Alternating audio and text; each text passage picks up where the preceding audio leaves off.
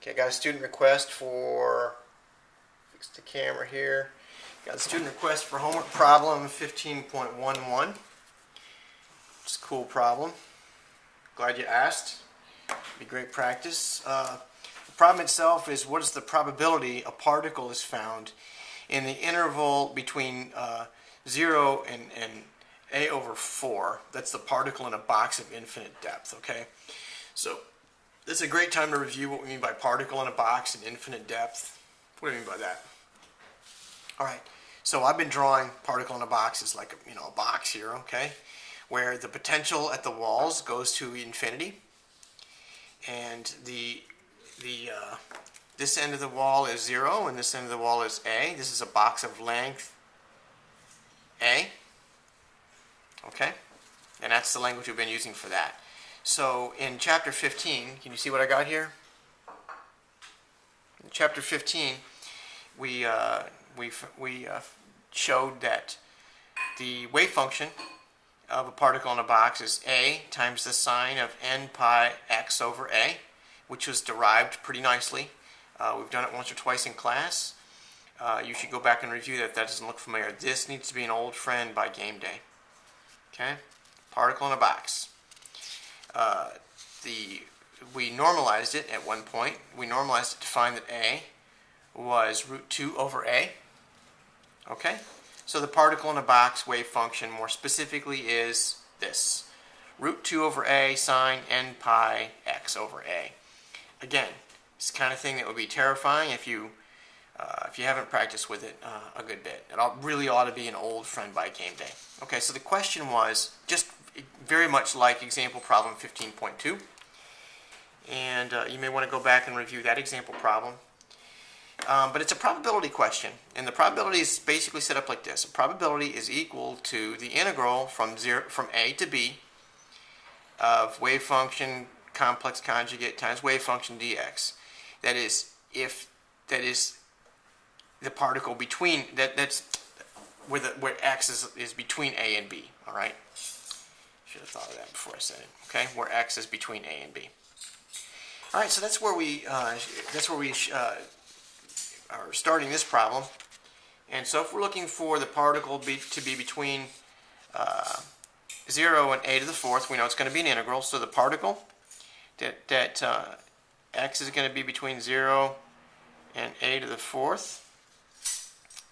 It's a little clumsy notation perhaps there, but you can see what I'm doing. That probability is going to be the integral from 0 to a to the 4th of this wave function, right? Wave function, complex conjugate, wave function dx. That's the probability. So all we got to do is calculate that. All right, so let's go ahead and set it up. P is equal to 0 a over 4 root 2 over a, for reasons which we described earlier, right? That's just the wave function. Root 2 over a sine n pi x over a. And since there's no imaginary component here, we're simply going to say root 2 over a. This is the complex conjugate of this. It's really the same thing. Dx. All right.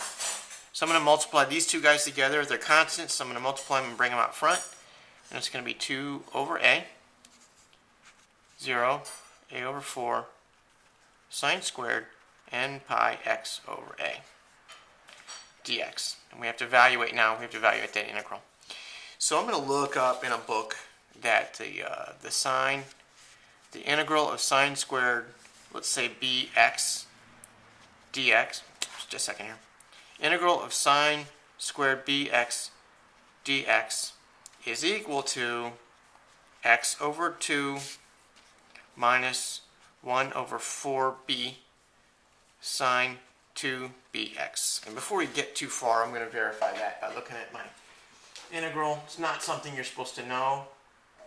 You look it up. Uh-oh. Where did I put that? Where did I put that? Sine squared bx, x over 2 minus 4b. Is that what minus 1 over 4b. Is that what I have? Sine 2bx. That's correct. Okay, so this is an integral that is not to be memorized. You look it up in the front of your exam or in an integral table. when you need it. Okay, so that's what it is, sine squared bx. We got that. Let's go look over here. And that's essentially what we have here. So for b, if we're going to line this up to that, sine squared b, if we're going to line this up to that, bx, b is going to be n pi over a. Can you see what that's b right there? All right. So that said, this is going to be 2 over a, x over 2 minus, and that's 1 over 4b, 1 over 4b, and this is b here, so it's going to be n pi over a,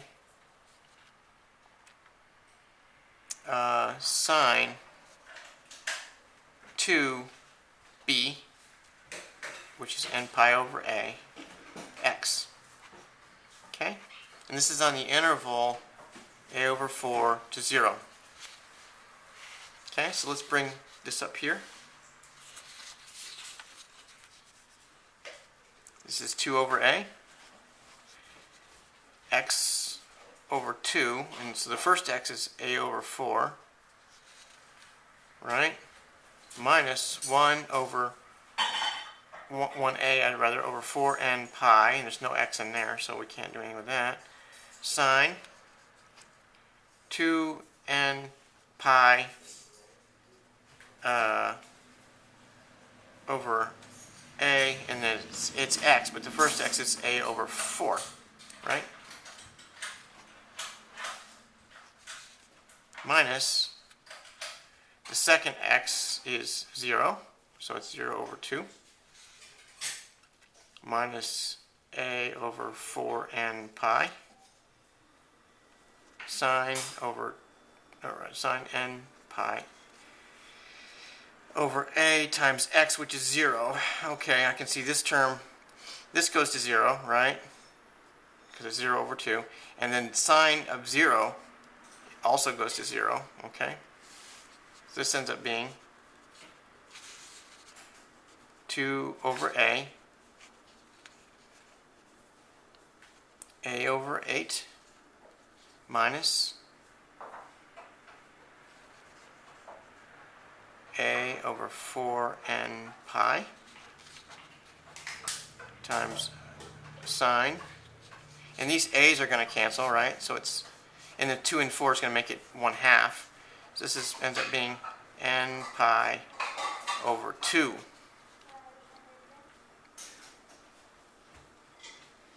Is that right?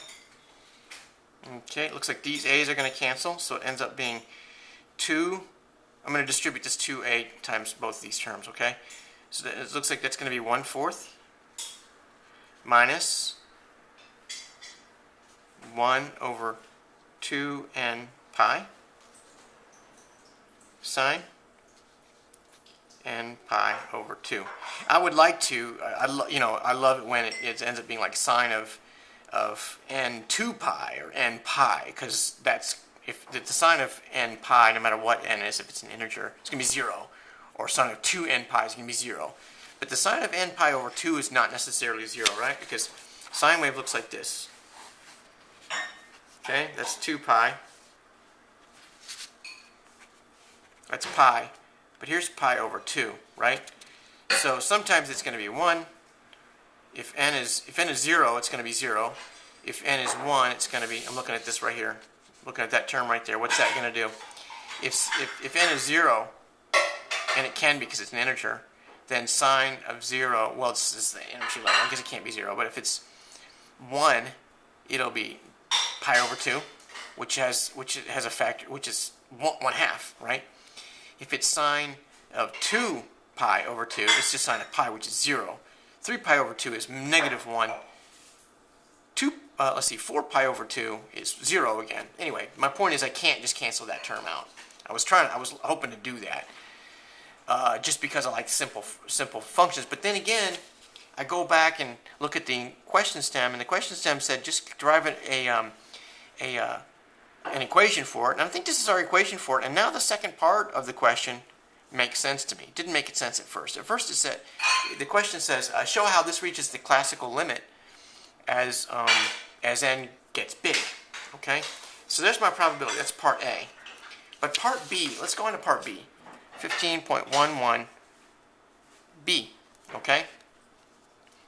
As n approaches infinity, probability approaches the classical limit. I'm thinking, what could that mean? It means nothing to me at first, but watch what happens here. If the probability is equal to 1/4 minus 1 over 2n pi sine n pi over 2, this is just going to go back and forth as n gets big. It's going to go from 1 to 0 to -1 to 0 to 1 to 0 to -1 and so on. But this isn't. Look at that. As that gets big, this is going to become a fraction with a very big number on the bottom. And let's say the limit as n approaches infinity of p equals 1/4. This is going to be 2n pi sine n pi over 2. What's this number going to be when n goes to infinity? It's going to be infinity. And what's 1 over infinity? It's going to become 0. So it turns out this probability is going to be 1/4. Now, why is that the classical limit? You know what? I'm going to leave that with you. Okay? We first of all see that for n is equal to 1, you know, to find, let's see, that's the halfway point, that's a over 2. Here's the a over 4. This amplitude is not nearly as much as that one, right? Can you see that it sort of goes down to 0? So it's not going to be 1/4 probability that the particle's in the first fourth of the box. That's for n is equal to 1. For n is equal to 2, it looks like that, right? Well, that looks like it's 1/4. Agreed? All those have the same probability? Okay, let me leave that with you. I did have a student ask about this, so it's possible that you will want some more comments on this, but that is a good question. That I can see being like an extra credit question on the exam. And again, please don't take this as, you know, wink wink. I'm not trying to give you a hint about what will be the extra credit question on the exam, but this is the kind of thinking I'm looking for the extra credit question, where I give you something and say, why? How does that go as n approaches infinity? How does the probability go to the classical limit? And I'm going to leave you with that. Okay, so that's 15.11, 15.11, and I hope that's helpful. Please make more requests.